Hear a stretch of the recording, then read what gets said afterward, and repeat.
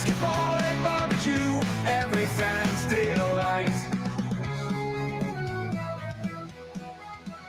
From the court to the grill, stories we will share. Tasty bites and highlights together everywhere. Sports Bites, let's unite. Great food and games tonight. Tune in, feel the vibe. It's a winning ride.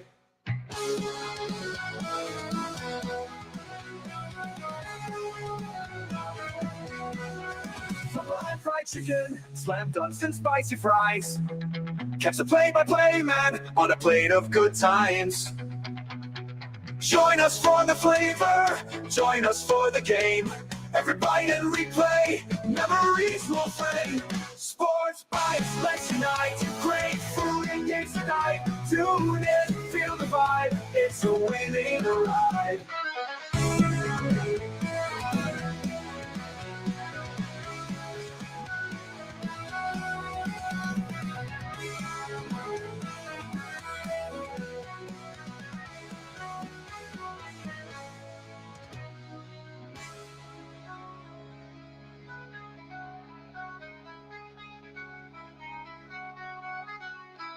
Football and fried chicken, slam dunks and spicy fries. Catch the play-by-play man on a plate of good times. Join us for the flavor, join us for the game. Every bite and replay, memories will fray. Sports Bites, let's unite. Great food and games tonight. Tune in, feel the vibe. It's a winning ride.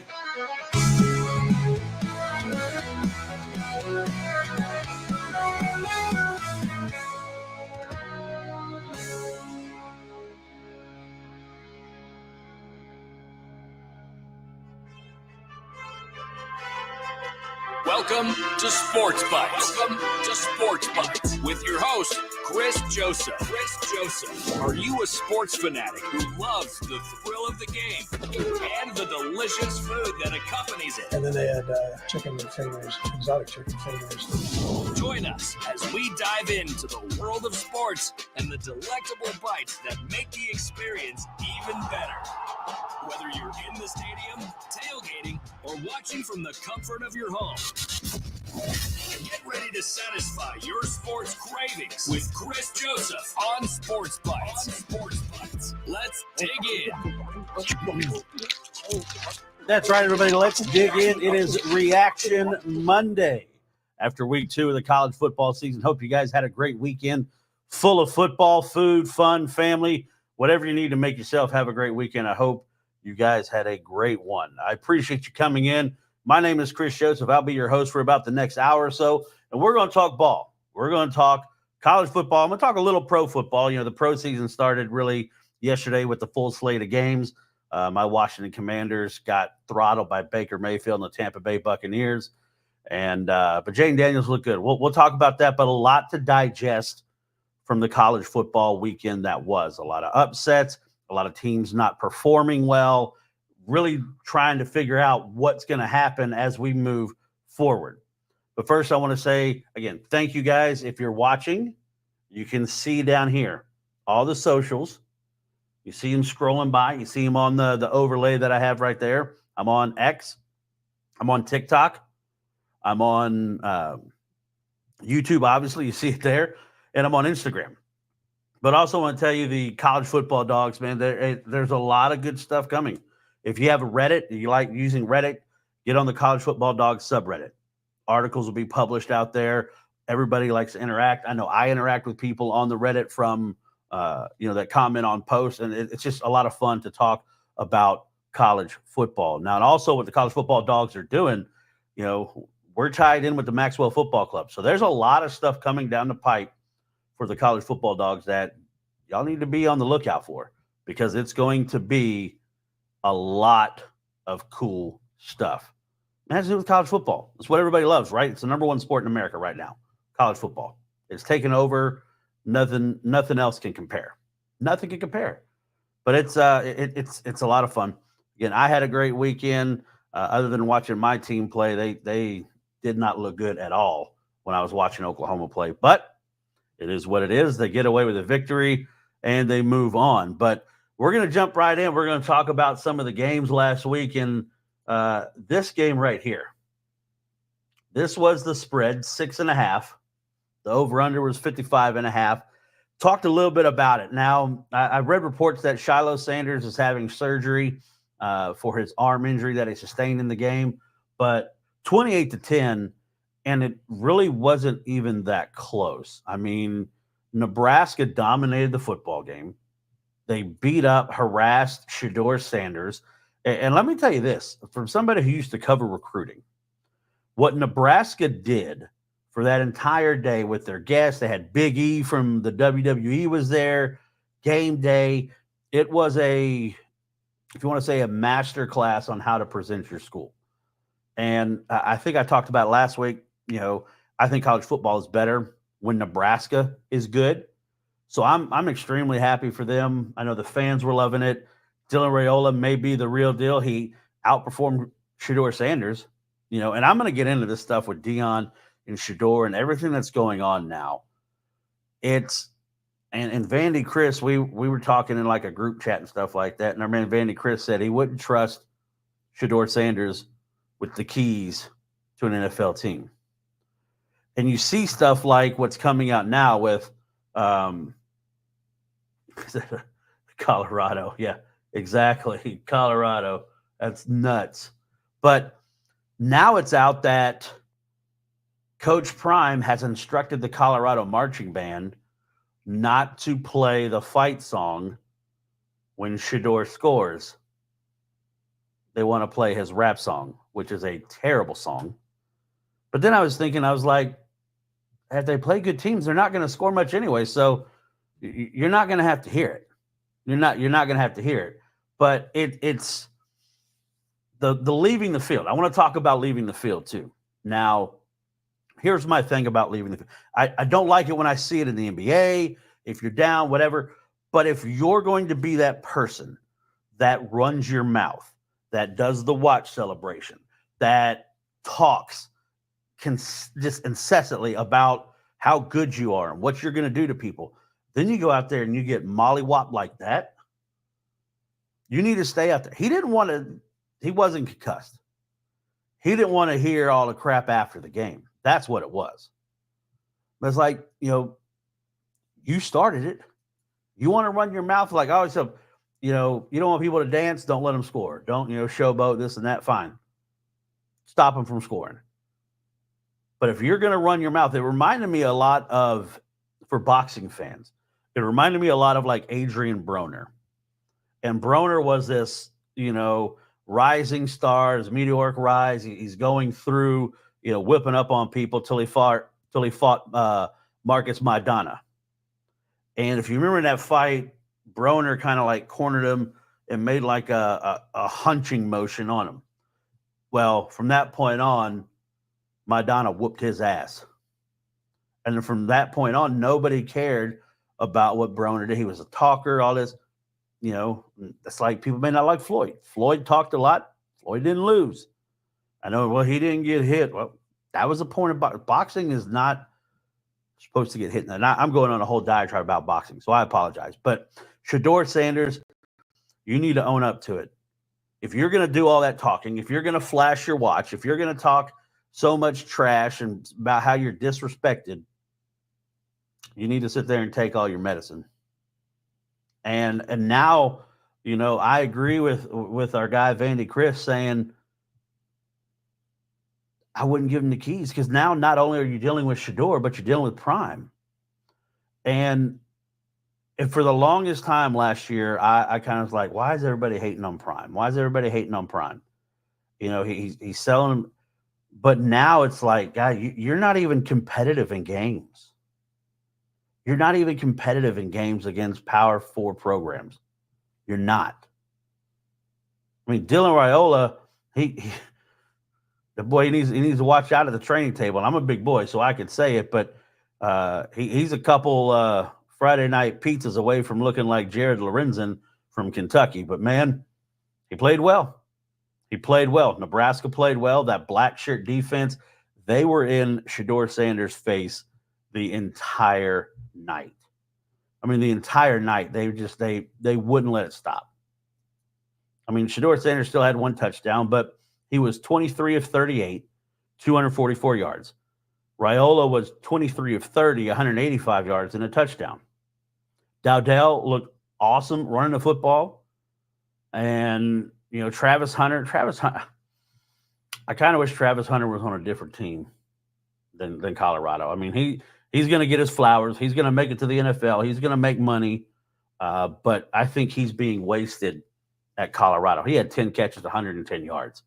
And he's getting frustrated. You could tell, and it's starting to boil over on the sidelines there. But, yeah, not good. Shedeur Sanders, total of 8 carries for minus 30 yards. Just continually getting sacked, hurried, pressured, and it was not a good day.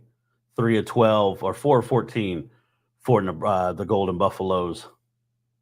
Ugly game. The next game I want to talk about, Oregon, Boise State. Oregon wins 37-34. And again, everyone wants to talk about, the offense for Oregon. Boise State's not a bad team. There's a lot of people who think Boise State is going to be that team that makes it to the college football playoff as a group of 5 leader, right? So I don't know. I mean, Boise State is always that thorn in the side, right? Maddox Madsen, the 2-star, he struggled a little bit. 17 of 40, 148 yards, 1 touchdown. Ashton Jeanty now has 9 touchdowns on the year. He carried the ball 25 times, 192 yards, 3 touchdowns. Dylan Gabriel, he does his little methodical thing he does, right? 18 of 21, 243 yards, 2 touchdowns. Now, Evan Stewart had a big grab of 57 yards, and so did Trayshawn Holden. He had one for 59 yards. But, I mean, it was a great game. I enjoyed it because it was coming on after, like, the Oklahoma game was over, and you still had football on. So I loved it. Ducks are 2-0. They trailed the Broncos with 10 minutes left. And, man, if it wasn't for a kickoff return, Oregon might be in some trouble. But, you talk about now in the Big Ten, and I'll talk about USC when we get down into it. But from what I've seen right now, I probably put USC ahead as far as power rankings. Now, Ohio State's still going to be ranked up there because of where they are, what they are, and until they lose, they're going to stay up there, right? Team that is playing the best, I'd probably say USC is playing the best. I know that's going to make our boss man happy, but it's the truth. USC, Miller Moss, they're looking really good. First shutout since the 2011 season for the men of Troy. So good for them. But Oregon holds on. They beat Boise State, and like I said, that was one of those games. Was it a trap game? Was it not? But it's weird now because the Civil War is next week. Oregon at Oregon State, the Ducks and the Beavers. I always love when these guys get together just because of the color clash of everything, the bright orange, the neon yellow, bright green. But it's in Corvallis, and it's weird because Washington is playing Washington State in the Apple Cup this weekend as well. So the Lonely Two are playing their rivalry games this weekend. So it'll be interesting to see how those games are perceived now that it's those used to be end of the year games and now they're being in week 3. It's still a rivalry. Washington still hates Washington State and vice versa. Same with Oregon and Oregon State. I mean, hell, it's called the Civil War for a reason, right? But if you look, I think they have Oregon as a 68% chance to win a matchup predictor. The line right now is Oregon by 16.5. It's a big number. It opened at 14, and it's moved to 16.5. So big number there. Be something to keep an eye on how the betting public goes and what money's put on the game and how that line goes. But again, Oregon, you survive in advance, and they're still in line. I think the Big Ten and the SEC are probably the only power schools, power conferences that are going to have multiple bids. You know, it may be down to the Big 12, the ACC may not get multiple bids. It'll all depend on how everything shakes out, but that'll be a tough one. Speaking of the SEC, one of the games I talked about, Oklahoma State and Arkansas, man, oh man. Gundy was sweating bullets up there at Boone Pickens because Arkansas came out and was taking it to them. I mean, taking it to them. It's 14-0 before you knew it. Taylor Green, 26 of 45, 416 yards, 1 touchdown, 1 interception. Alan Bowman, 27 of 48. He threw for 326, 1 touchdown, 1 interception. Ollie Gordon was bottled up the majority of the day. He does score in overtime. He finished with 17 carries, 49 yards for an average of 2.9 yards per carry. He had that score in overtime. Jaquindon Jackson, 24 carries, 149 yards, 3 touchdowns. So, again, good running back play there. Love that.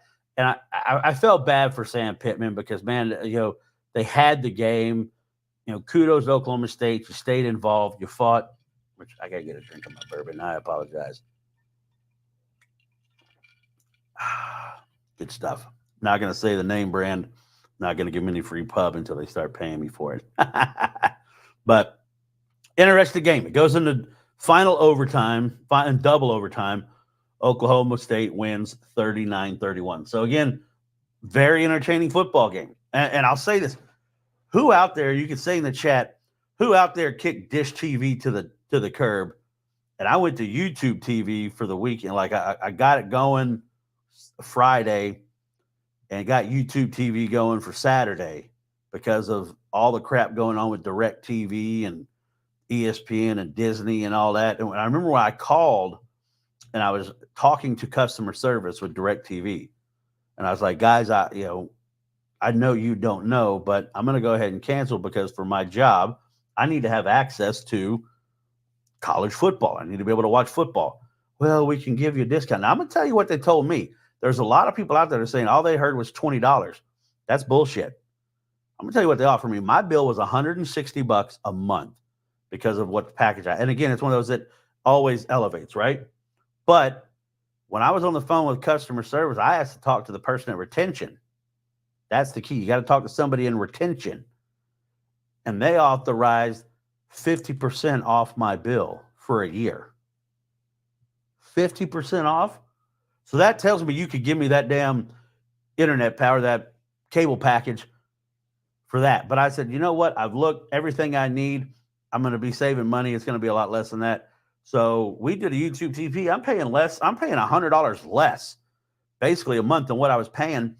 And I will tell you, someone like me, I've got a big 75-inch TV, and they had the multi-view on from YouTube TV. Amazing. I loved it, right? Have 4 games going. You bam, bam, bam. You can, maneuver around the volume. And so I'm a noob to YouTube TV. Guys, if you're a college football fan, if you're an NFL fan, because you can get it the same thing there. And I liked it because we didn't do the NFL Sunday ticket this year because it's, you got to take out a signature loan to watch the NFL, right?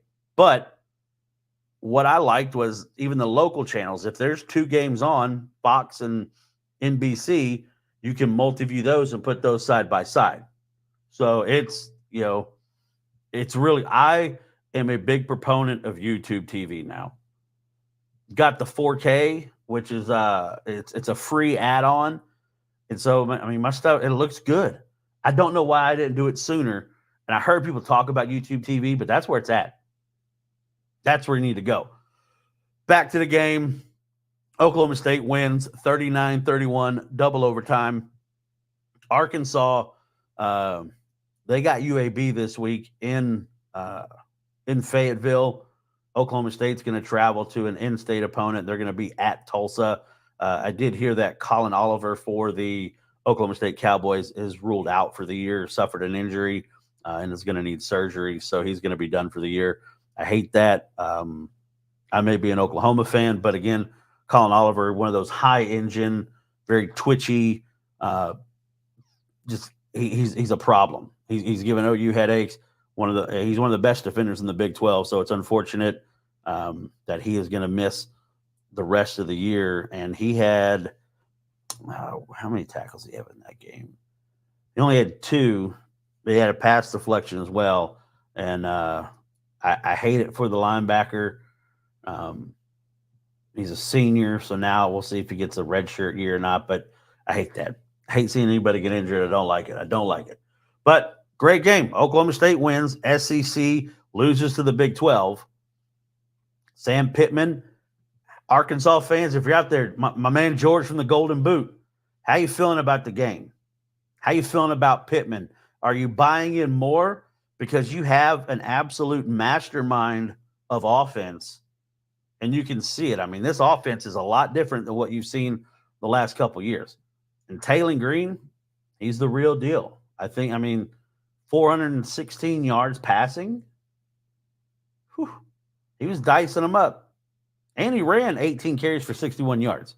So, again, Arkansas fans, how you feeling? Let me know in the chat. How you feeling about Pittman moving forward? This should be a game, and I thought maybe at the beginning of the year that UAB was going to be able to push Arkansas, maybe even upset them.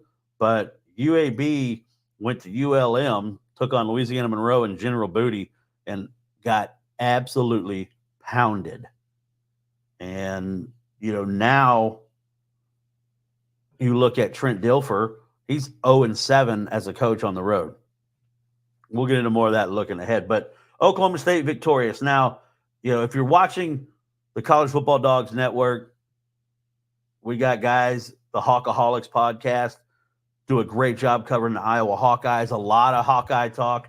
A lot of Hawkeye legends have already been on. They had the guy who started the whole wave, which I think as somebody who grew up with a childhood cancer survivor, it always gets me in the feels. And I always say that, because I remember, my sister being in the hospital and, sitting in that hospital for days and days and days. But so, like, as a sibling of a child cancer survivor, I love what Iowa does with the wave. I think it's one of the coolest things, when it started. And there's a guy up there, and Brad and you guys on the Hawkaholics, if you're listening, his name is Charlie Taylor. You need to look up Charlie Taylor at the University of Iowa. Great guy, and I love what they do. But this game, the Iowa fans were riding high. They put up 40 points the week before. I think they had won 8 of the last 10 in this matchup, right? And everyone thinking it's going to be another Iowa win. They're going to look good. Iowa got out to a 13-0 lead. And I was like, okay, Iowa State, you're not doing too good. And I even said I didn't buy Rocco Beck. Rocco Beck outperformed Cade McNamara. Cade McNamara, struggle bus. Hawkeye fans, how you feeling? Let me know in the chat. Cade McNamara, 13-29, 99 yards, 2 interceptions. 2 interceptions. And if you look at the team stats, total yards, 361 yards for the Iowa State Cyclones, 303 for the Iowa Hawkeyes. Iowa State wins on a field goal, 20-19. They take the Cy-Hawk Trophy home, and Iowa fans are all upset now.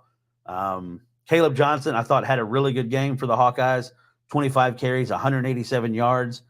I think they put the ball in Cade's hands way too much. I think, it's one of those games when a guy is having that kind of, you just got to keep riding him. You got to keep pushing and making sure that you're going to win, especially a rivalry game. Because now, and here's the thing. So Iowa, it's not a conference loss, right? It's not a conference loss. So you can still, do what you need to do. But they don't have an easy game coming up. George, I just asked, where were you? How you feeling about Arkansas, brother? A great game. A great game. I hate it. I know you're a big Arkansas fan. Believe me, I was pulling for you to knock off Okie State because of my feelings for Okie State. Taylor Green looks really, really good. That Petrino offense is dang, and they let it slip away, man. They let it slip away.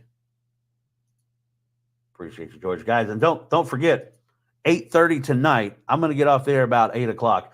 8:30 tonight, George and the Golden Boot's going to go on with Vandy Chris and LSU Cody. They're going to, hey, Vandy's 2-0. So Vandy Chris is enjoying it. He's having a good time. Right now, he's the only undefeated team on that show because both LSU and Arkansas have taken a loss. Now, again, it's a lot different competition. But, Iowa's got Troy next week. That's not an easy game. There you go. Tune in tonight to hear my thoughts on it. There's a lot of positives and negatives in that Arkansas game. I hear you, brother. I think you're 100% right. There was a lot of good things to take away from it. And I know there's a lot of people that are kind of on the side of wanting Sam Pittman out. And it didn't help your cause to blow a lead like that. Still, I think the team is vastly improved, and it's going to be interesting to see as they move on. I think, the UAB game coming up, I was really disappointed in how UAB played. A lot of turnovers. Jacob Zeno threw a really bad pick six. Kind of looked like Shedeur Sanders' pick six that he threw in that game, which that was a terrible throw. But Iowa, at Minnesota, at Ohio State, Washington, Michigan State, Northwestern Wisconsin, UCLA, Maryland, Nebraska. I was going to have to do a lot. They're going to have to do a lot moving forward, right? But they lose the Cy-Hawk rivalry game. Feel bad for all the Hawkeye fans out there. This game, TJ. Man, TJ is a big Tennessee Vols fan. Nico Iamaleava, he's there. And I think what I wanted to see from Nico was if he faced adversity, how would he respond? I thought he responded well. He threw 2 interceptions. He still had a very good game. 8 carries, 65 yards, 1 touchdown on the ground. He was 16-23, 211 yards, 2 touchdowns with the 2 picks. What I was surprised is Grayson McCall has not been very good for North Carolina State this year. I had high hopes for him. 15-22, 104 yards, and a really bad interception. That was a pick six. It was it was bad. It was bad. Will Brooks was the one he raced it all the way back, scored. Tennessee looks really good. And I'm going to tell you this much as an Oklahoma fan. Oklahoma has Tulane this week, and then they have Tennessee, which was just announced as the ABC primetime game. Oklahoma better wake up. And I'm going to talk about Oklahoma here in a little bit, but they better wake up or else Tennessee is going to come in there and do what Northern Illinois did to Notre Dame. Notre Dame. But Tennessee routes North Carolina State 51-10.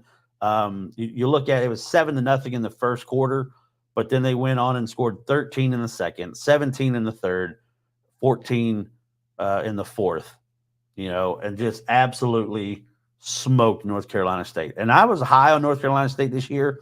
I thought possibly a chance they could surprise people in the ACC. I don't think so. Tennessee was just dominant. You're right, George. Absolutely. And that's, like I said, as an Oklahoma fan, that game in 2 weeks has me worried with what I saw from the Oklahoma offense. Now, the defense can play some SEC defense, but that offense, one of the funniest things I saw, somebody on Twitter said Oklahoma is red Iowa now. I was like, you know what? That's pretty good. The internet never fails. Always a very entertaining place during college football and after college football. All the keyboard tough guys want to say what they want. But, man, that when Tennessee gets a first down, they like to move, and they go fast. And they were still like in the first game, in this game here, in the Dukes Mayo Classic against North Carolina State, there was a lot of times that the grounds crew, they weren't set. They weren't set. The chains are still running up trying to set down before, and they're snapping the ball. They're getting out of there. It's really good. It's hard to get subs in, and when you can keep guys in and put pressure on defense like that, that's what Josh Heupel wants to do. Squirrel White, I love him. Brew McCoy, they are some really talented wide receivers. Sampson, hard running back, 20 carries, 132 yards, and he looked really good. 2 touchdowns. But Tennessee, victorious, right? You look at that spread there, 9.5. I think the over-under I took as my lock of the week. No, I took I'll show. I know I got it up here. I think I took the Oklahoma State game, the over, as the lock of the week. Last game I want to talk about as far as the games that I picked, my top 6 games to watch, Michigan, Texas. All the hype, all the pomp and circumstance, everything going on about leading into this. Dueling game day shows. You've got ESPN game day. You got the Fox Big Noon kickoff. Obviously, Gus Johnson and Joel Klatt on the call. I love Gus when he does football. A lot of things still surrounding Michigan and, people talking about how they struggle against Fresno State and laughing, saying, when you don't have people's signs, it's hard for you to win. Texas wasn't intimidated by the Big House, right? They were not intimidated. And if you go back and watch any of my stuff when I was talking, and this is one of those, I'm going to toot my horn a little bit here. You go back and watch some of my content I did last week, and I said, 7, I love that number. Give me Texas minus the 7. Because what I saw, Alex Orji isn't the guy. He didn't even play. I don't know. He got in a couple carries. I'm sorry. He got in a couple times. 2 carries, but he didn't throw a single pass. Davis Warren, and he's a great story. I get it. But great stories don't win you football games. And the thing that was impressive to me is the fact that the Texas offensive line really manhandled the Michigan defensive line. And everyone talking about all the great talent. And there's NFL guys on that line. So, Mason Graham is going to be in the NFL. So don't get it twisted. I'm not saying they're going to, they're going to really go out. But I love just hard smash mouth football. Right? And Texas took it to them. And I said, if Texas gets a 2-score lead, it could be trouble for Michigan. And that's what happened. It wasn't even close. I mean, Colston Loveland, I don't know what the hell he was doing. Fumbles it out. And Quinn Ewers, Quinn Ewers played well. The throw he made on the rollout touchdown where he's rolling left, and the ability to kind of turn his body and get it to where he could throw that football where it needed to be, I thought it was a great game for Quinn Ewers. 24-36, 246 yards, 3 touchdowns on the day. And Michigan looked outclassed. They looked like they didn't belong on the field. Now, Texas could be really, really good. There's still a lot of football left. I don't know. I know a lot more about Texas now. I think, Jaden Blue is good. Wingo, Wisner. They've all got speed. Gosh, Texas is so fast. Gunnar Helmet tight end, he's going to be a problem. Isaiah Bond, that's a problem. Those little swing passes, it's like an extended running play. You get the running backs moving out of the backfield, and, they look really good. But Texas dominates Michigan 31-12. Now, Texas, you can't rest on your laurels. I think Sarkisian said today, he's like, we don't want a Northern Illinois situation. They take on UTSA this weekend, and UTSA just got housed by Texas State. But you can't go in there and think just because you beat Michigan, you end up losing one of those games, and it's bad. But, man, I tell you, it was a hard day for Texas or for Michigan fans, right? I'm gonna take a little quick timeout. One of our proud sponsors, Olipop. Go listen to the Sports Talk or Sports Bites podcast here on the Dog TV Network.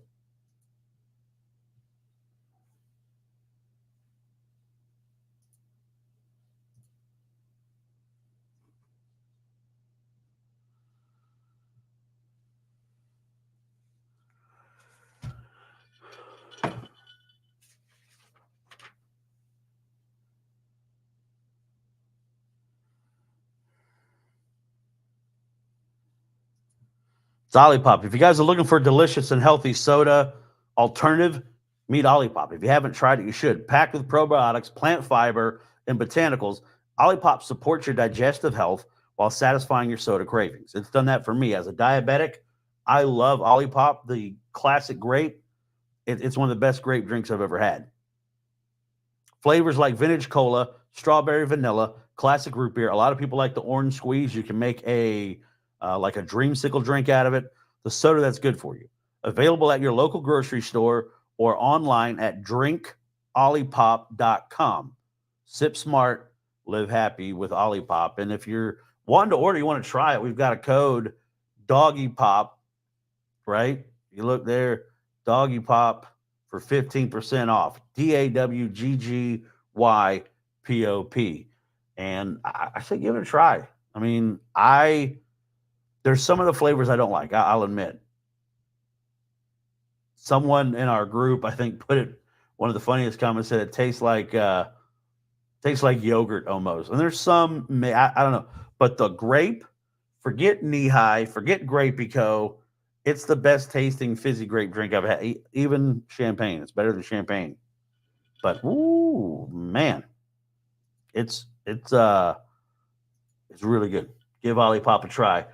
I want to jump in now. So it came out after the weekend, the new updated possibilities, the odds for the Super Bowl, for the Heisman Trophy. And here's your updated odds. Quinn Ewers, your favorite, plus 600. So that means you bet 10 to win 70. Jackson Dart, Cam Ward, Carson Beck, Dylan Gabriel still up there. Jalen Milroe, Nico Iamaleava makes a big move. Miller Moss playing extremely well. Will Howard, he's not winning, sorry. Garrett Nussmeier, plus 2,800. Ashton Genty from Boise State, plus 3,000.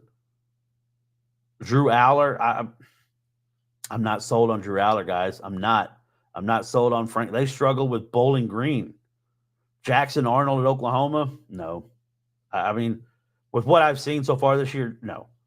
Could he rebound and have a better season? Possibly, but I'm not sold on Jackson yet. I'm really confused about what I'm seeing, and I'll talk more about the game here in a little. Cade Klubnik, I mean, that was a cathartic win for Clemson, right? What they did, and I'm sorry to the Sun Belt Syndicate guys. I know you're App State fans.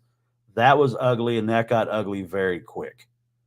Cade Klubnik, like I said, they were exercising a lot of demons, but Klubnik sitting there at plus 4,500. So again, you bet 10 to win 460.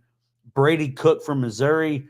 They've got Boston College this weekend. That's going to be a very interesting game. Missouri continues to roll. They handle Buffalo pretty easily. Travis Hunter. I really like Travis Hunter. I wish he would take less snaps on one side of the ball. And I don't know. In chat, you can answer. I think he's better at offense than he is at defense. I mean, he always seems to find a way to make plays. That's just me. I think he's better offensively, but he's at plus 5,000. And Noah Fafita. And the Arizona Wildcats struggled a little bit with Northern Arizona, the Lumberjacks the other night. He's at plus 5,000. But those are your Heisman Trophy updates. Now, if you look at my pick six, give him a 6 or 6 picks last week, right? Here's what I went up against. I took Arkansas plus the 10. Boom, nailed it. Hawkeyes, you fooled me. You bamboozled me. You duped me into thinking that you were going to win the game. Iowa, I took Iowa minus 2. They lost outright. I don't know what the hell I was thinking here. Colorado, plus 6.5. I wasn't bought in on Raiola and Matt Rule yet for Nebraska on that defense. I missed the boat. Absolutely 100% missed the boat there. Colorado, a 65 or 6.5 point bump, and they still couldn't get it done. They don't want a good run. Over 61.5 in the Oregon and Boise State game. That hit. Good. Thank you. Texas minus 7. That hit. Thank you. My lock of the week. You see right there, the lock. Number 6 was my last pick. I took the over 60.5 Tennessee and NC State, and man, Tennessee almost got it themselves. They almost got that one themselves. And I'm very lucky. Very lucky my lock of the week came in, because if you remember, that score was 51-10, so 61 points. My pick'em had the over at 60.5.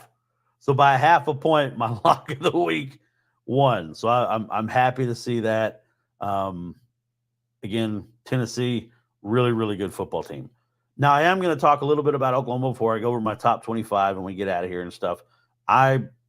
People that know me know I'm an Oklahoma guy. I covered the Sooners for a long time, grew up in Oklahoma, and, really, really love the team. That's my team. I got tickets to go watch them play Auburn. And heading into the week, they were taking on the Houston Cougars. And I'm going to say this about the Houston Cougars. Willie Fritz is a hell of a football coach, guys. Willie Fritz, because UNLV is not a bad team. They're a decent group of 5 team. But UNLV dog walked Houston, right? And so Oklahoma is hearing all this stuff about how they're going to dominate the game. People on local radio out there talking about how Oklahoma, with the new and improved defense, should set the sack record by having 9 or more sacks in the game. Didn't happen. The offense is stuttering, stumbling. And yes, there's injuries on the offensive line, a lot of moving pieces right now, not a lot of continuity. But Jackson Arnold, there was a lot of talk heading into the year. A lot of people, I'd say it's 50-50 on him. There's some people who don't think he's a elite quarterback. And you're looking at a sample size now of 3 games, Arizona in the bowl game, Temple last week. The offense wasn't good last week. I mean, they were 1 of 14 on third downs last week, 4 of 14 on third downs this week. And it's because they can't get any ground game going. So a lot of the time they're in 3rd and 8, 3rd and 9. Gavin Sawchuk was a guy I thought was going to take. Nope. I think he's averaging just over a yard a game, a yard a carry. And it's crazy. And I'll tell you what's even crazier, being an Oklahoma fan, looking up, they got Tulane coming in. Tulane, should have beat Kansas State. Now, again, you can say coulda, shoulda, woulda, everything, but should have beat them. Mensah at quarterback, 547 yards, 4 touchdowns, a costly interception, and a costly fumble that led to the scoop and score that eventually gave Kansas State the win. But I was blown away when I saw the spread for the game was Oklahoma favored by 14.5. It started at 14, it's 14 now. It's 14.5 when it opened. I don't look. I love my team. I don't see them, and I hope I'm wrong. Again, when I made the predictions about Oklahoma this year, saying that I thought they were going to go 8-4, people jumped all over me. Now those are the people that are like, "Oh my God, we're going to win 3 games." And of course, I knew Oklahoma wore some throwback uniforms to honor Bud Wilkinson in the game. That era, white helmets, kind of a retro look. And of course, there's those people. It's the uniforms. Don't ever wear the. Shut up. Shut up. It's not the uniforms. But I'll say this. Jackson Arnold looks like a quarterback that has lost confidence in himself. And he's lost confidence in his offensive line, and it shows. Seth Littrell, you had a really good offense at North Texas. We got to see, everything I heard in the offseason leading up to Seth Littrell coming in was his adaptability and his ability to take what he had as far as talent-wise and make an offense around that. I haven't seen that yet. Now, I'm not one of these guys that's like, hey, fire Seth Littrell now. Let's bench Jackson Arnold for Michael Hawkins Jr. because 12 plays is all we've seen. But I'll say this, and I was listening to my guy, Toby Rowland, this morning out in Oklahoma, the station I used to work at. He's a play-by-play guy. Toby and TJ, they've been doing radio for over 20 years together. Great show. If you're an Oklahoma fan, Check out the Ref radio app. You can listen to them anywhere. But even on the show with the play-by-play guy, they're talking about how if the offense is struggling against Tulane, you're almost forced to see what Michael Hawkins can do going into that Tennessee game, because you don't want to struggle the whole game with Jackson Arnold against Tulane, and then you got James Pierce Jr. and that ferocious Tennessee, defensive line coming at you. Now, again, Oklahoma, you won the game 16-12. Thank God for Grayson Halton. And Grayson Halton was named SEC Defensive Lineman of the Week. So that's first 2 weeks that Oklahoma has actually had a all-SEC component. So kudos to them. All right, time to go over my top 25. Go over this real quick. This is what, so I'll tell you this, the top 16 is what I'm very honored. I'm part of the FWAA, the Football Writers Association of America. The College Football Dogs has a great partnership with the FWAA, and I was very honored to the fact that they asked me to be one of their Super 16 voters, right? They asked me, and I was like, yeah, I would love to do that. I'd love to do that. So I get a vote in the poll. I pick the top 16, Super 16 voter, right? There's my top 16. Oklahoma barely hung on. Movers and shakers. But I'll tell you what I like. The Fighting Illini, Luke Altmaier, you proved me wrong. I didn't think you had it in you. I didn't. I thought Kansas was going to come in there and steamroll the Illini. I was absolutely wrong. The Illini beats Kansas. Boston College hops in there. That Boston College Missouri game, it's now a ranked game. They're at 24. Number 23, Nebraska. The Huskers make an appearance. Notre Dame. Whew. Can we talk about Notre Dame for a little bit? How you feeling, Irish fans? Once again, you lose to a group of 5 school on your field after you paid them $1.4 million. And then they came and took your lunch money. And here's the thing. Even as a voter and somebody who does stuff with the press, the AP has got to stop putting Notre Dame so highly ranked to start the year. Because of what? Because for the love of Newt Rockne, for the love of, it's crazy that they rank them so high every year. And then you're shocked when they lose to a Northern Illinois. They lose to a Marshall. They lose to a Service Academy. And look, Notre Dame's a blue blood. I won't take that away from them. Won't. But they dropped all the way from 6 in most people's polls all the way to 22 in mine. Iowa State with the victory for the Battle of the Cyhawk. They move up to 21. A good win for them. Again, Rocco Beck performed really, really well. Arizona, the Wildcats, Noah Fafita, that group, they're fit for the Big 12. Not a great defense. They could put up points on everybody. It's going to be some high-scoring games. Maybe remind you of that Texas Tech-Oklahoma game when Baker and Patrick Mahomes went head-to-head. Number 19, Louisville. Is Louisville now the dark horse? I think right now you have to say Miami's the favorite in the ACC. But is Louisville the dark horse? Cardinals playing some good football. LSU. How about LSU and South Carolina? Game day, baby. How about that? The Cockaboos, everything at Williams-Brice Stadium. Man, I tell you what, South Carolina absolutely dominated Kentucky 31-6. And that defense, they were in Brock Vandagriff's face the entire game. The entire game they were in the face of Brock Vandagriff. Made them uncomfortable. But game day is going to be at LSU. South Carolina for the LSU game.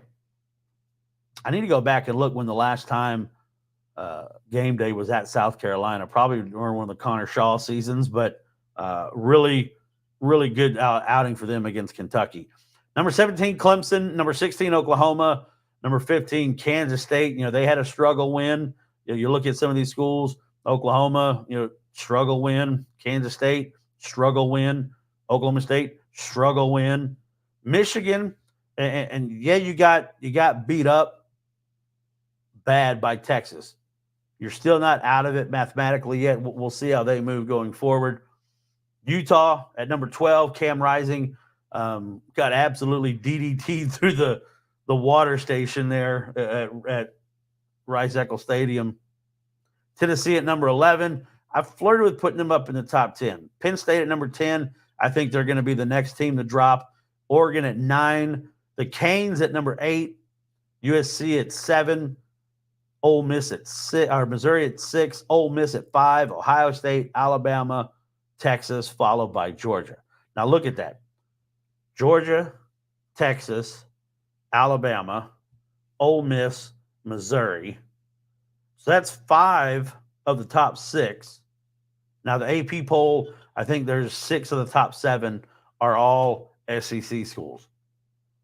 And it's going to be very interesting as the season moves on when these teams start to cannibalize each other, what's going to happen with them, where the position are, and how everyone else is going to perform, right? It'll be very, very intriguing to see. But that's my top 25. You can check it out on X at Sports Bites Pod 1. I'll put my poll up there every week, so that way you can check it out.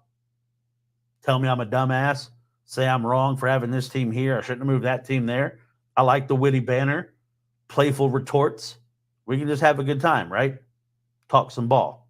And that's all there is to it.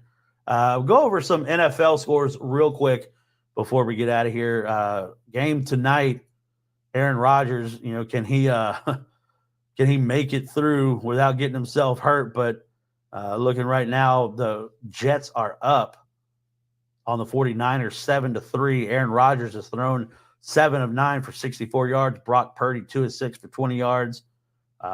We'll see. Breece Hall gets a TD. Again, he was a fun running back to watch when he was at Iowa State. But the Jets, can they get it done? As they're in the second quarter now. So Aaron Rodgers has already played more football this year than he did the entire last year, just in this one game. But Jets are up. That's your Monday Night Football game right now. You look around, a little whip around of what happened. We know the Chiefs beat the Ravens. The Eagles beat the Packers. I'm still very surprised that Jordan Love's injury wasn't more significant after watching it and seeing what I saw. Everyone saw the little pop, the little shimmy in the leg. It was like, ugh. But yesterday, man, Josh Fields, he was the game manager for the Steelers, right? Steelers win 18-10 over the Falcons. Bills outlast the Cardinals 34-28. Will Levis, struggle bus, 127 yards, 1 touchdown, 2 interceptions. Everyone wants to talk about Caleb Williams, 14-29, 93 yards. Not that great, but they got to win. Got to win as a first-year quarterback starting his first game. Got to win. The Patriots surprised the Bengals. How about Ramondre Stevenson toting the rock? 25 carries, 120 yards, a touchdown. Good for Ramondre. Texans and the Colts, that was my NFL lock of the week, was the Texans over the Colts. Good game. C.J. Stroud, 234, 2 touchdowns. Dolphins, Jags. Dolphins win 2017. The whole Tyreek Hill situation is just nuts the more you're hearing about it. Saints absolutely decimate the Panthers. And I wonder when are they going to pull the cord on Bryce Young? And it's weird because he played so well at Alabama. And it's almost like and I know that's a bad team. It's a bad team. Adam Thielen, that's a good target. Xavier Legette had 4 catches for 35 yards. But they got absolutely housed by the Saints, man. 47-10.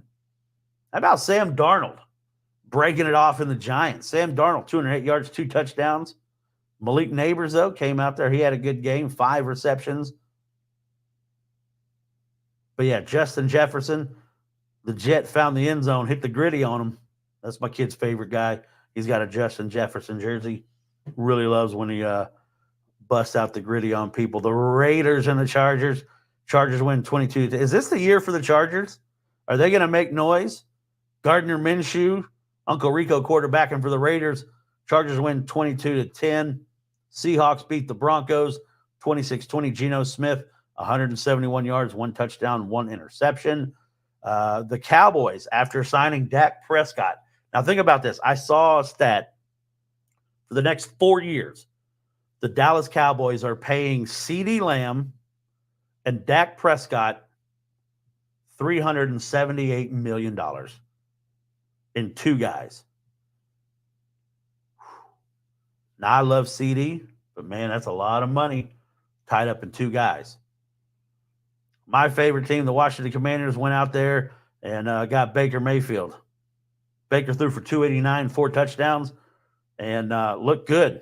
I love seeing it. Good for Baker. Jaden Daniels had flashes. I'm still confused at why Washington traded away Jahan Dotson. Not a lot of talent, not a lot of help.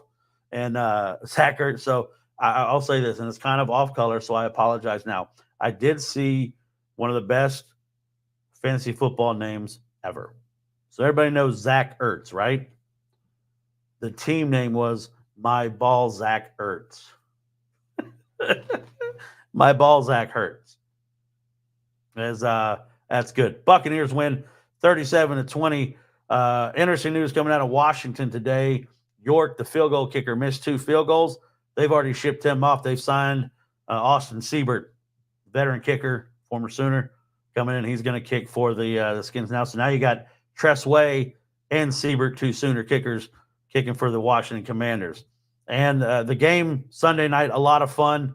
Lions, Rams, Matthew Stafford back in Detroit, 317, 1 touchdown.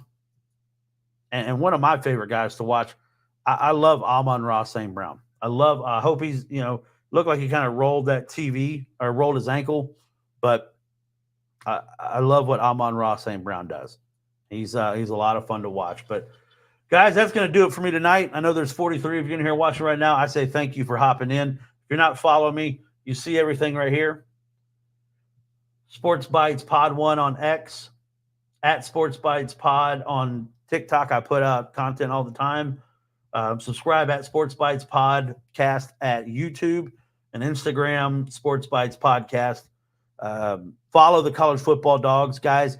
There's some great content being put out there by the writers, by the podcasters. There's some talented people that are covering every team that you may like, every conference that you may like. There is somebody that's going to write about it. And we have guys that are credentialed all over the country. So they're at the games. They're talking to coaches. Myself, I'm credentialed at UAB, close to getting everything passed through to be credentialed through Alabama. Matt, you're absolutely correct. Kentucky got embarrassed by South Carolina. I was talking about that. The defense could probably tell you what flavor gum Brock Vandagriff was chewing because they were in his face all damn night. All damn night. But as you say that, if you're a Kentucky fan, we got a Kentucky podcast, Right in the Air podcast.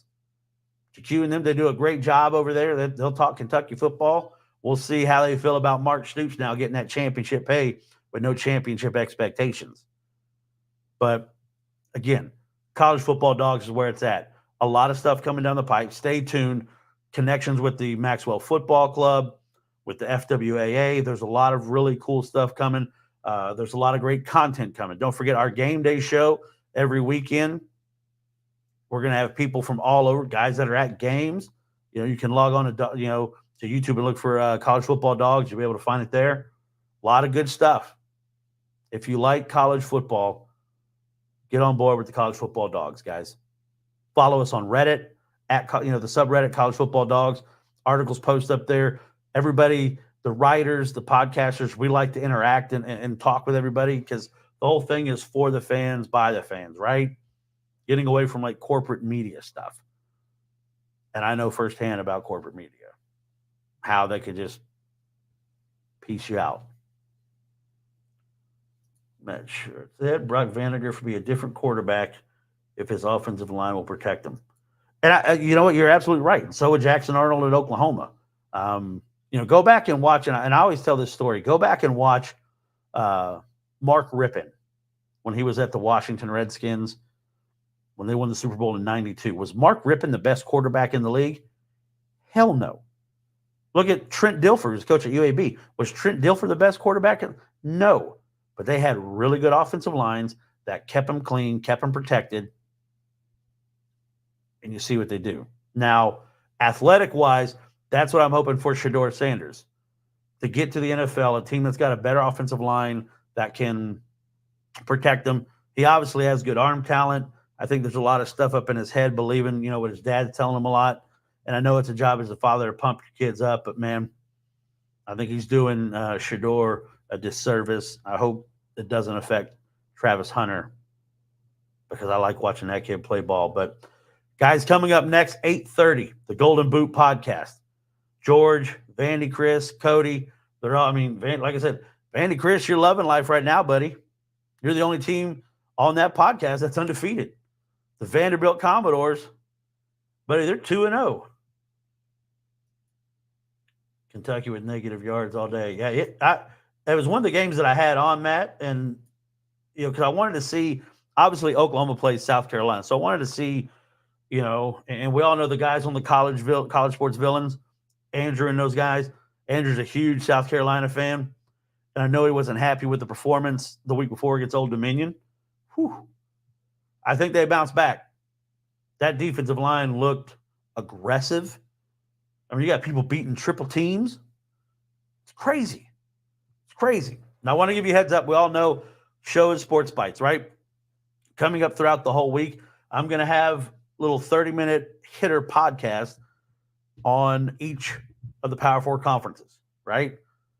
ACC bites, Big 10 bites, Big 12 bites, SEC bites, where I'll recap all the games in that conference, talk about news from that conference, give you my power rankings in that conference, and a look ahead to the games coming up in that week. What are the biggest games in the conference? But that's going to be everywhere. So, tomorrow night, the ACC bites will come out. Big 10, Big 12, SEC. Really kind of diving in. I was going to do a group of 5 one, but as I was trying to compile everything, I thought I would do it a disservice, trying to fit everything into 30 minutes. I'm going to give it a couple more weeks, kind of see how things are shaking down, in the group of 5, see if, any of the teams are moving up and down in the polls. And we'll kind of talk about like the top teams and stuff in there. But that's going to be every week. A lot of content. I'm going to be at UAB practices, the press conference with Trent Dilfer. And, that's an interesting game this week. UAB at Arkansas. Is Arkansas down? We'll see. Talk to George in the Golden Boot. And, turn into the Golden Boot because like George said right here, tune in tonight to hear my thoughts on it. There are a lot of positives and negatives in that Arkansas game. You're right. There was a lot. But turn into the Golden Boot. You won't be disappointed. Guys do a great job, as does everybody on the Dog TV network. Like I mentioned, guys, no matter what you like, there's a podcast for you. The Big Ten backers.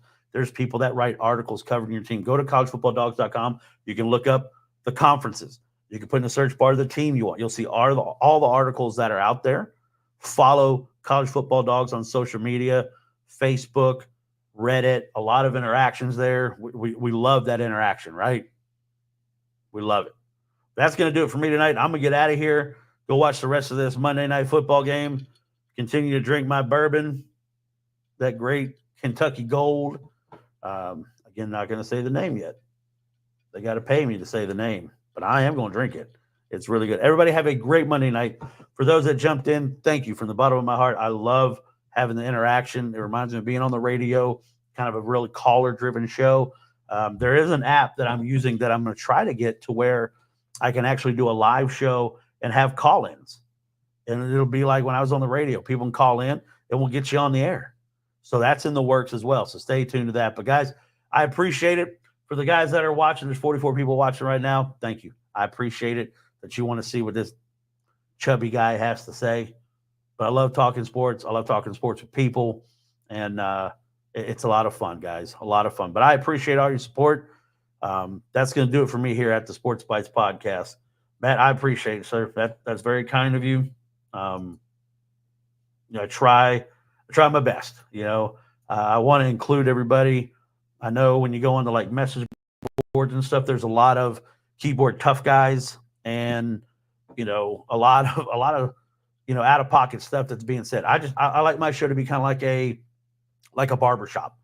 You can take some playful jabs, you can have some fun, but keeping everything respectful. And we'll just talk ball. I just want to talk ball.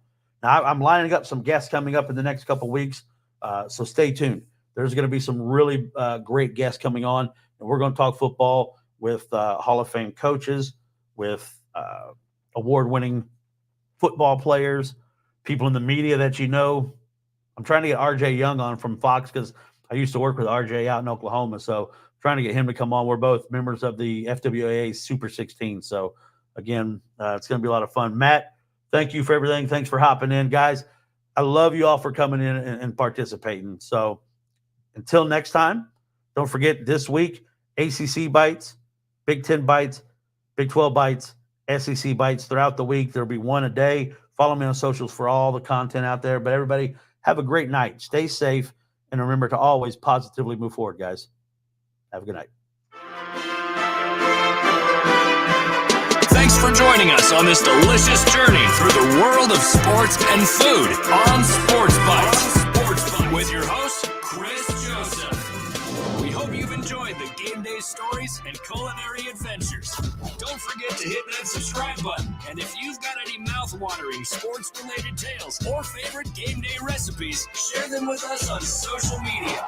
Until next time, remember, it's not just about the game. It's about the bites that make it unforgettable. Stay hungry for more Sports Bites.